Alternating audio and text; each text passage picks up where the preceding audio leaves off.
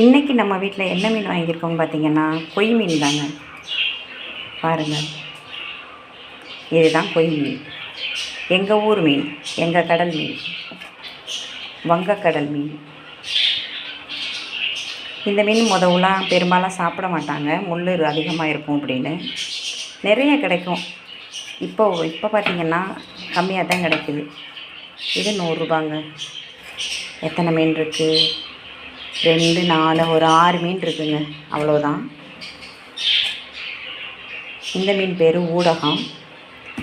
எடை கொஞ்சம் கம்மியாக இருந்துச்சுன்னு அதோடு சேர்த்து போட்டிருக்காங்க. இந்த மீன் பார்த்திங்கன்னா மணலை மீன்.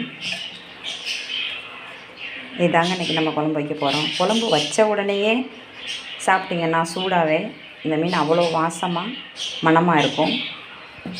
வாங்கி சாப்பிட்டு பாருங்கள்.